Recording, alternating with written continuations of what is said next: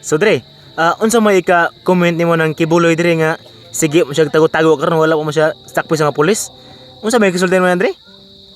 Ang ikasulti ana nga kinis kibuloy bisan wa pa siya madakpi, murag guilty na siya.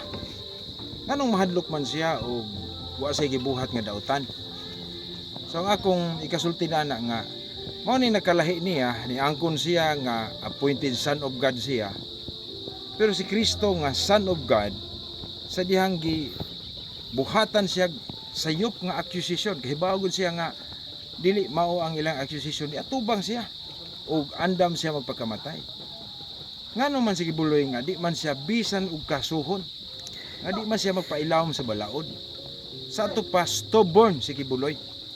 Kay di man siya magpailawom sa balaod.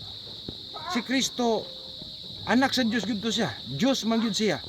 Pero nganong nagpailawom siya sa balaod? Nasa Galacia 4:4 nga sa pag-abot sa tukmang panahon nagpakatao gianak sa usa ka babae ang anak sa Dios ug nagpailawom sa balaod. Ngano mas kibuloy di man siya magpailawom sa balaod. Nga ug maayo siya ug tinuod siya, nganong hadlok man siya. Dakong posibilidad nga si kibuloy guilty gyud. Mao na nga ang iyang pagpalayo, ang iyang pagtago-tago, timaan siyang katalaw. Hinumdumi na ang talawan di makasulod siging harian sa langit. Kaya di ba gyud siya tinuod nga appointed son Sa of God. Mao na nga usama ni siya ka apil sa mga bakak nga mga Mesiyas. Gisulti sa Ginoo sa Mateo 24 nga sa umabot na panahon mutungha ang mini nga mga Mesiyas. Kana siya usa ka mini nga Mesiyas. Unsa ilahanan sa mini nga Mesiyas? Mahadlok sa kamatayon. Mao na nga akong ikasulti kini si kibuloy usa gyud gini ka bakak nga propeta, bakak nga Mesiyas.